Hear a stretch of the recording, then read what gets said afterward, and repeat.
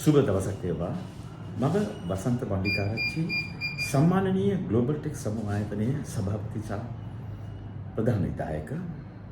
ඒ වගේම ශ්‍රී ලංකා අලෝකරණ සංගමයේ හිටපු සභාපති, ඒ වගේම ආසියානු අලුවිකරණ සංගමයේ හිටපු අධ්‍යක්ෂක සහ ප්‍රධාන ලේකම්. පසුගිය සතියේ මගේ පළමුවෙනි වැඩසටහනේදී මම ඔබට දැනුවත් වීමක් කළා. කුඩා සහ මධ්‍යම පරිමාණයේ ව්‍යවසායකයෙකු කොහොමද ඔහුගේ ව්‍යාපාරය සාර්ථකව ගෙන යාමට පිළිබඳ ඉතාම කෙටි කරුණු කීපයක්. ඒ වගේම ඔහුගේ තිරසාර සංවර්ධනයකින් තමයි ආයතනය ඉදිරියට ගෙන යන්නේ කොහොමද කියලා. ඉතින් මේ කරුණු ටික තමයි මම සාකච්ඡා කළේ. ඉතින් මගේ පසුගිය වැඩසටහනේ හොඳ ප්‍රතිචාර ලැබුණා. උග දෙනෙක් මට කතා කරපුවා හිටිය ඔවුන්ගේ ඉල්ලීම උනේ කොහොමද ව්‍යවසායක වශයෙන් පටන් ගන්න ව්‍යාපාරයක්, ව්‍යවසායකත්වයක් ඇති කරගන්නේ කොහොමද කියන පිළිබඳ ඉතාම දැනුවත් කිරීමක් කරන ලෙස. ඉතින් මම අද වැඩසටහනෙන් ඔබට ඉදිරිපත් කරන්න කැමතියි. ඔබ ව්‍යවසායකයෙක් වෙන්න ඕනේ නම්, ඔබ ව්‍යාපාරිකයෙක් වෙන්න ඕන නම් ඔබ මොකද්ද කළ යුත්තේ කියලා. ඔබට මොකද්ද තිබිය යුතු ගුණාංග? ඔබට හොඳ අදහසක් තියෙනවා, great idea එකක්. ඔබට මේ අදහස ක්‍රියාත්මක කිරීමේ හැකියාවක් තියෙනවා. ඒ කරුණ ඔබට තිබේ නම්, ඔබට හොඳ අරමුණක් තියෙනවා නම්, ඒ අරමුණ සාක්ෂාත් කරගන්න අරමුණ අත්පත් කරගන්න ශක්තියක් තිබේ නම්, ඔබ දැනටමත් ව්‍යවසායකයෙක් හෝ කුඩා පරිමාණයේ ව්‍යාපාරිකයෙක්. ඉතින් මේක තමයි මේ ප්‍රධානම කරුණ. ඔබට ප්‍රධාන වශයෙන් ගත්තොත් ඔබ නිෂ්පාදනය කරන්න බලාපොරොත්තු වෙන, ඔබට හැකියාවක් තියෙන එම නිෂ්පාදනය හෝ සේවා සැපයීමේ, ඒ කියන්නේ ප්‍රොඩක්ට් එකක් හරි සර්විස් එකක් හරි තියෙනවා. මේකට කොහොමද ඔබ වෙළඳපොළක් හොයාගන්නේ? ඉතින් මේක තමයි මේකේ තියෙන ප්‍රධාන ගැටලුව සහ ප්‍රධාන අභියෝගය. ඔබට යමක් කරන්න හැකියාව තියෙනවා. ඔබට යමක් හොඳ සුවිශේෂ අදහසක් තියෙනවා. ඒ කොහොමද එම අදහස ඒක නිෂ්පාදනයකට පෙරලලා, ඔය සේවාවකට පෙරලලා ඒක කොහොමද අලෙවි කරන්නේ? ඒකට මාකට් එකක් කොහොමද හොයාගන්නේ? ඉතින් මේකට සඳහා ඔබ ප්‍රධාන වශයෙන් කියන්න ඕනේ ඔබ මාකට් රිසර්ච් එකක් කරන්න ඕනේ.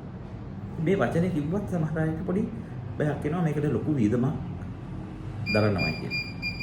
ඔබට සත්‍යයක්වත් වියදම් යන්නේ නැහැ මාකට් රිසර්ච් එකක් කරන්න. එහෙනම් ඔබ කොහොමද මේ මාකට් රිසර්ච් එකක් කරන්න කියලා මම ඔබට ඉතාලම කෙටියෙන් උදාහරණයකින් කියලා දෙන්න. මොකද මේක මම නිකන් කිව්වොත් ඔයගලන්ට වැටහෙන්නේ නැති වෙයි.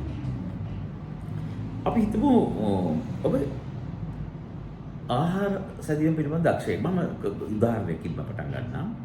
අපි කියමු ඔබ ආහාර, ඔබ හිතනවා ඔබ ඉන්දියාප, ඔබ කාන්තාවක්, ඔබට ඉන්දියාප නිෂ්පාදනය කළා කොහොමද ඔබ ඒ වෙළඳපොළකට දාලා ආදායමක් උපයන්නේ, ලාභයක් උපයන්නේ කියන අදහස එනවා. ඒතකොට ඔබට නිෂ්පාදනය කිරීමේ හැකියාව තියෙනවා නම්, ඉන්දියාප නිෂ්පාදනය කරනවා නම්, ඒ ප්‍රමිතියක නිෂ්පාදනය කරන හැකියාව තියෙනවා නම්, කොහොමද මේකට මාකට් එකක් හොයාගෙන මාකට් රිසර්ච් එකක් කරන්නේ? මම ඔයගලන්ට ඒ කියන්නේ ඔබට පහදලා දෙන්නම්. ඔබ මුලින්ම කළ යුත්තේ ඔබ නිෂ්පාදනය කිරීම නොවේ. එම නිෂ්පාදනය ඔබගේ නිවස, අපි කියමු ඔබ නිවසේ මේ කර්මාන්තය කරන්න බලාපොරොත්තු වෙන්නේ. ඔබ එහෙනම් නිවස අසල නිවසට ඉතාම වැඩි දුරක් නොගිහින් ඔබට අපි කියමු කිලෝමීටර් 3-4ක් ඇතුළත කොහොමද ඔබට මේ මාකට් එකක් තියෙනවද කියලා ඔබ හොයන්නේ.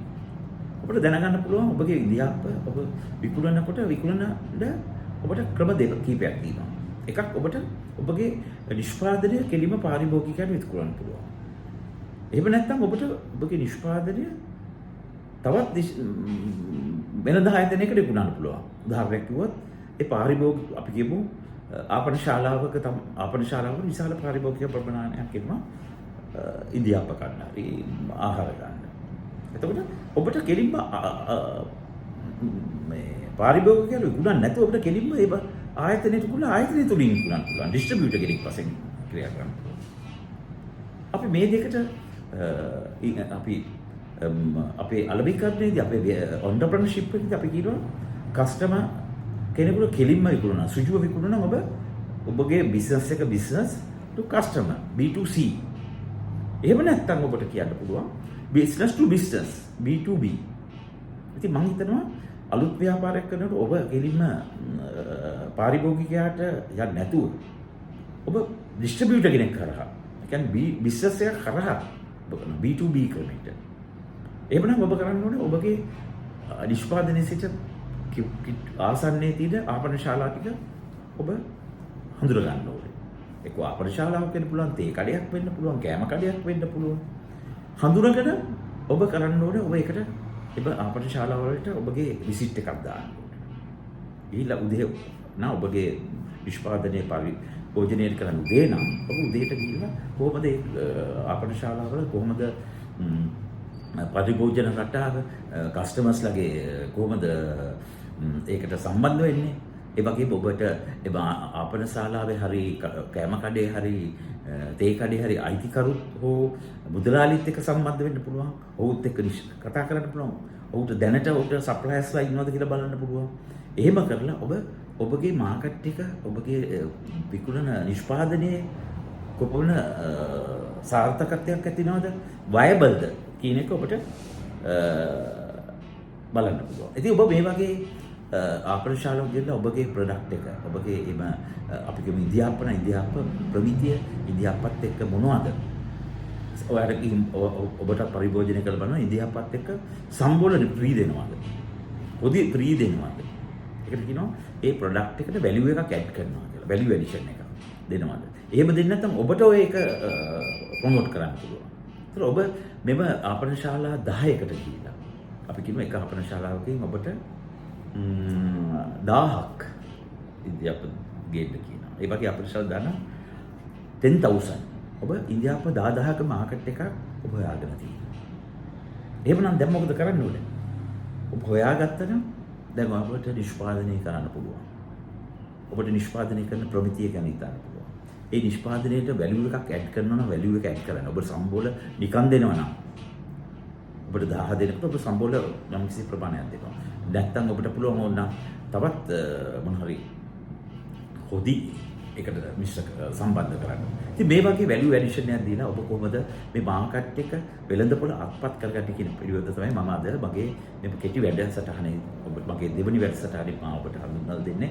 මම හිතනවා ඔබට මේක ගැන යමක් අරන් පුළුවන්. ඔබ හිතපු ඒ මාකට් රිසර්ච් කියන එක ලොකු පිළිපැයක් යන එකක් නෙමෙයි. ඉතින් මම අද වැඩසටහන මෙතනින් නවත්තනවා.